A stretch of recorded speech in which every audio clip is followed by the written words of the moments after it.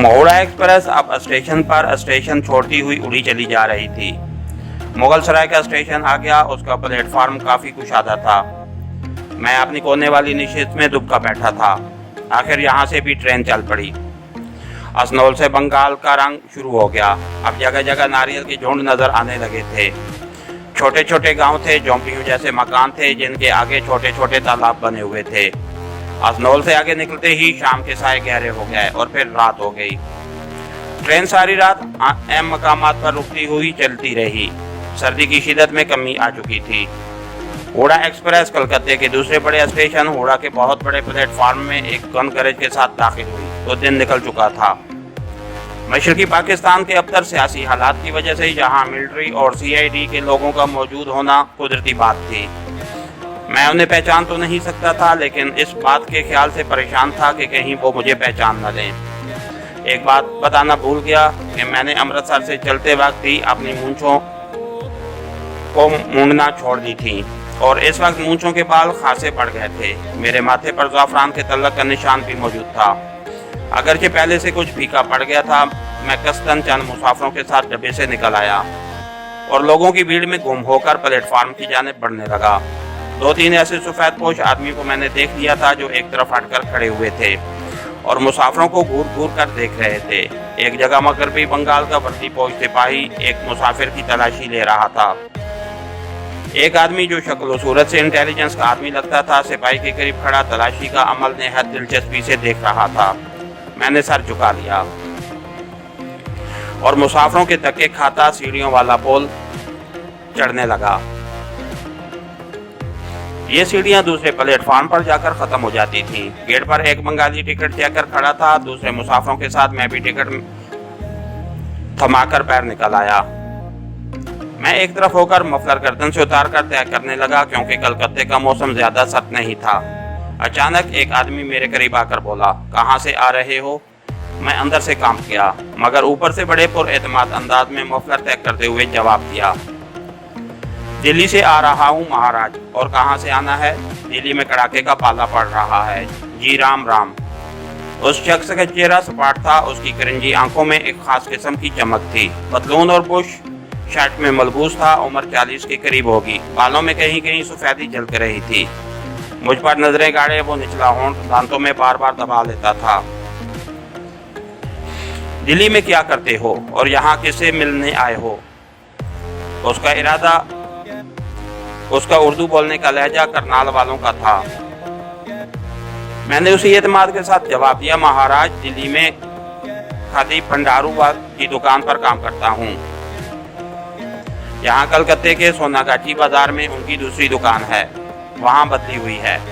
तुम्हारा सामान कहाँ है? उसने एक खतरनाक सवाल किया। मैंने संभल कर जवाब दिया, सामान महाराज, हम गरीबों का क्या सामान होगा? दुकान पर सब कुछ मिल जाएगा। जी हाँ, लेकिन आप क्यों पूछ रहे हैं? महाराज वो जरा सा मुस्कुराया। तुम्हारा नाम क्या है? राजेश कुमार। राजेश कुमार जी, मेरे साथ जरा पुलिस स्टेशन तक चलना होगा। मेरी रूह लर्ज उठी। यही वो जुमला था जिसका मुझे उस वक्त से धड़का लगा हुआ था जब से मैंने बॉर्डर क्रॉस किया था, मगर मैंने बड़ी हिम्मत से काम लेते हुए अपने चेहरे पर जरा सी घबराहट जाहिर ना होने दी। कम अज कम मुझे यही यकीन था। मैंने जरा तल्खी से कहा, क्यों महाराज, हम थाने का है? क्यों महाराज, हम थाने काहे को जाएं? क्या हमने कोई चोरी की है? किसी की जेब काटी है? चलिए आप हमारी दुकान पर चलिए।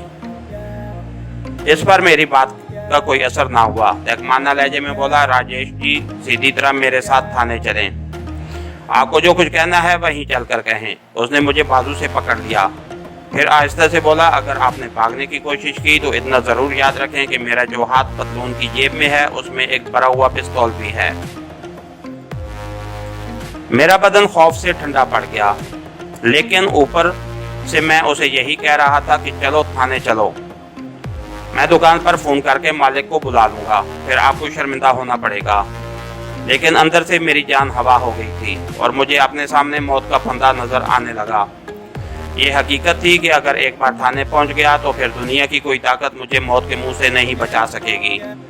तलाशी लेने पर मेरे जूते के अंदर से मशरकी पाकिस्तान का सरहदी नक्शा और पाकिस्तानी करेंसी बरामद हो जाएगी। फिर तिमाही मुआयने से ये बात साबित हो जाएगी कि मैं हिंदू के भेष में मुसलमान हूँ, गोया पाकिस्तानी जासूस हूँ। उसके बाद उनके लिए ये मालूम करना मुश्किल ना होगा मैं वही कमांडो हूँ जिसने पठानकोट छावनी में परिया तोप तबाह की थी। मैंने तेजी से फरार होने के अमकानात पर गौर करना शुरू कर दिया। इंटेलिजेंस का आदमी मजबूती से मेरा बाजू पकड़े मुझे कलकत्ता रेलवे स्टेशन से बाहर ले आया। उसने एक साइकिल रिक्शा वाले को इशारे से बुलाया और मुझे अपने साथ बिठा दिया। उसने मेरे बाजू में अपना बाजू डाल रखा था। मैंने कहा, लाला जी मेरा कसूर क्या है? मैंने क्या अपराध किया है जो मुझे थाने ले जा रहे हैं? इंटेलिजेंस वाला खामोश रहा। उसने रिक्शा वाले से कहा, कोलू टोला थाने चलेगा। बंगाली रिक्शा वाला सड़क पर एक जानिब रवाना हो गया। सड़क पर काफी ट्रैफिक था। 2 मंजिला बसें गुजर रही थीं। बंगाली लोग साइकिलों, गाड़ियों, बसों में और पैदल चले जा रहे थे। दोनों जानिब ऊंची ऊंची फ्लैटों वाली इमारतें थीं, जिनके फ्लैटों की गैलरियों में कहीं कहीं रंग बिरंग साड़ियां सूखने के लिए डाल दी गई थीं। मैं रिक्शे से छलांग नहीं लगा सकता था। इंटेलिजेंस वाले ने मेरे बाजू को अपने शिकंजे में ले रखा था और अगर मैं किसी तरह छलांग लगाने में कामयाब हो भी जाता तो वो पीछे से मुझे गोली मार देता।